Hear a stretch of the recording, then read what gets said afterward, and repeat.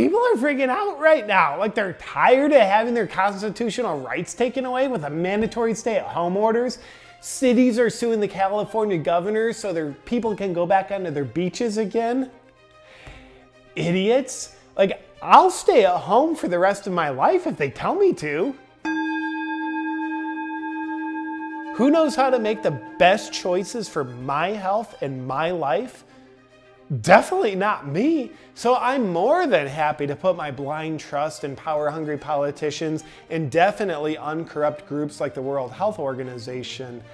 I think they know what's best for me because they know me better than I know me. The last thing you want is people to have the freedom to make their own choices and then experience the consequences of their choices.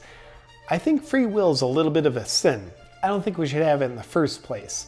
You wouldn't give a razor blade to a 3-year-old because it wouldn't be in their best interest. So you shouldn't give freedom to people either. All these Americans that want their freedoms are just ungrateful. I say if you don't like how things are going and you just want your freedom, then why don't you move to a free country like North Korea or Venezuela, you freaking heathens? Oh, I 100% buy into the narrative they tell me. I think it's ludicrous some people don't 100% believe the narrative like it's the absolute truth. Why wouldn't you? Think about it. If you were in charge of a giant, powerful business that pretends it's a charity like the World Health Organization, you wouldn't spend your time carefully crafting your message to manufacture consent with the public to get them to go along with your mysterious agenda that's in your best interest that you tell them is in their best interest. You'd probably just get up to the podium and have a spontaneous conversation and see what comes out of your mouth while you're riffing. I think that's what they're doing. That's why when Trump gets up there and talks about things like injecting Lysol, it seems so out of the ordinary because he spends months carefully crafting his message. I also find the more scared I am, the more unwilling I am to believe anything other than the original narrative that they told me that they're still telling me, even when new, more accurate information emerges.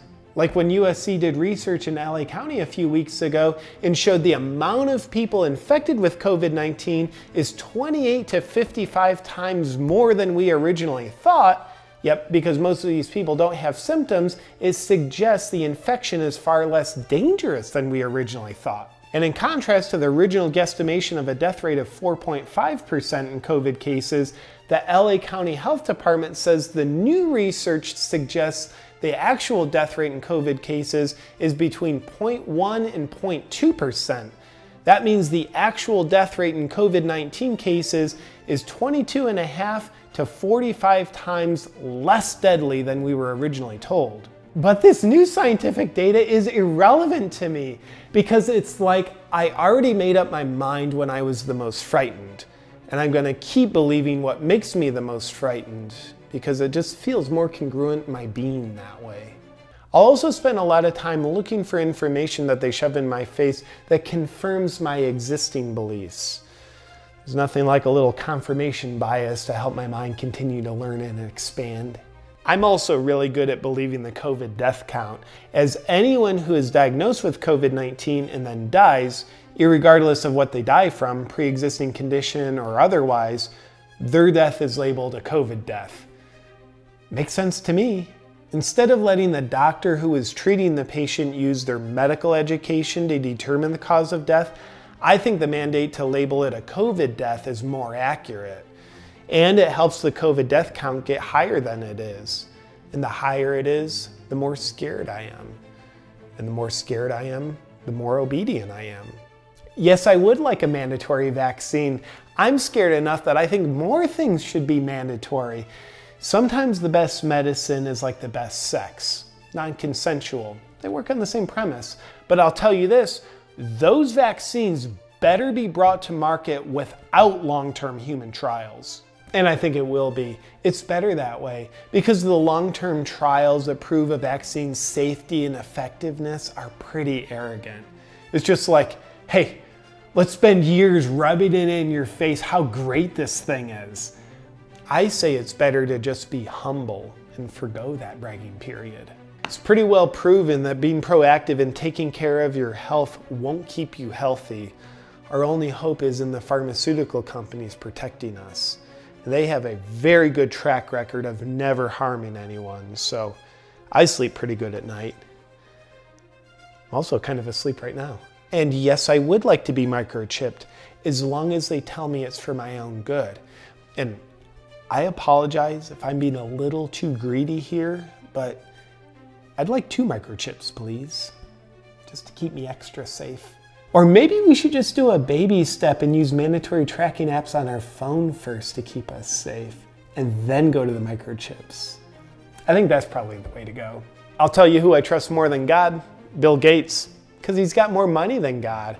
Money can't buy happiness, but it can definitely buy my trust. I accurately look at Bill Gates as a medical authority when it comes to vaccines and being undiseased, because he's a software engineer, not a doctor.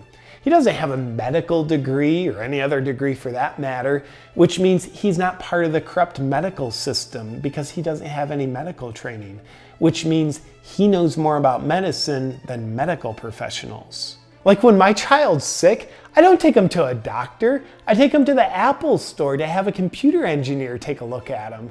I'm not an idiot. Bill not only has my trust because he wears sweaters over collared shirts, but also because of how he found the path of altruism that he's on.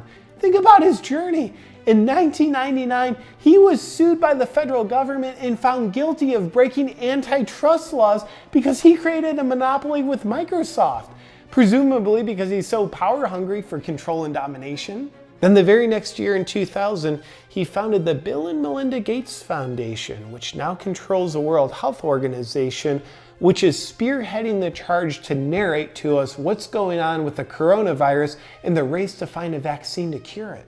He miraculously switched from being such a power-hungry Microsoft overlord breaking laws to the extent that the US government had to sue him, to just 1 year later with the Bill and Melinda Gates Foundation being such a shining example of altruism that he selflessly cared so much that he made it his mission to rid the world of disease with vaccines.